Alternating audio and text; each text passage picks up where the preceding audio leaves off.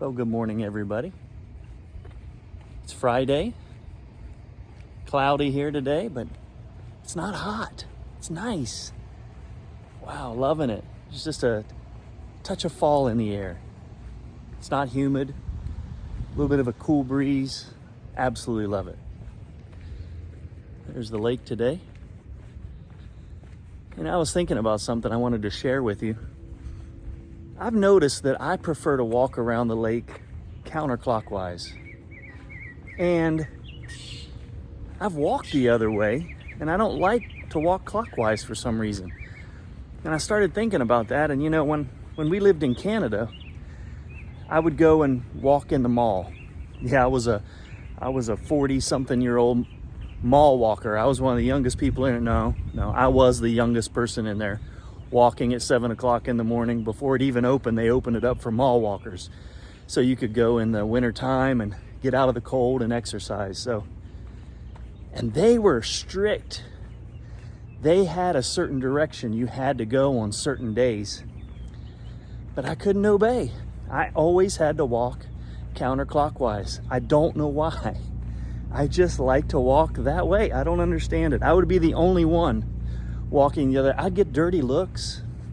I was breaking the rules or whatever. I don't know. So I started thinking about that, and I thought, life is kind of like that, right? Matthew 7:13 and 14 says that broad is the way that leads to destruction, and many go that way. And narrow is the way that leads to life, and the road is hard, and few go that way. And I don't know if you've watched the Chosen series, but the opening credits show the fish and how when they turn a different color to a teal color, they go against the stream. I'm not saying I intentionally walk counterclockwise to go against the stream, but the Bible does instruct us that the world is going to go in a direction, and we're going to be tempted to go in that direction. And we have to stand our ground and understand that as a Christ follower, it's going to require that we go against the grain at times, and that we go against the flow of the way the world is going. There's a lot of things going on in the world right now. A lot of hurt, a lot of anger. There's a fever pitch out there. People are at each other's throats.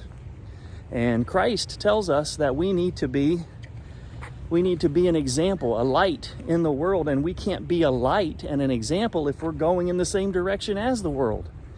We can't provide hope if we're hopeless like the world. And so I just wanted to encourage you today that you're not alone. If you find that you're one of these ones that are going against the grain and taking a stand and walking in love when there's so much hate out there, and forgiving when other people are hard-hearted and not forgiving, and being kind when others are being ruthless, you're not alone. We're called to be that way, to be a light, to be an example.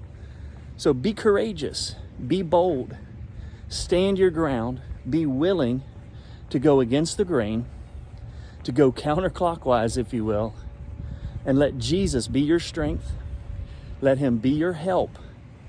And in the end, you'll have the victory.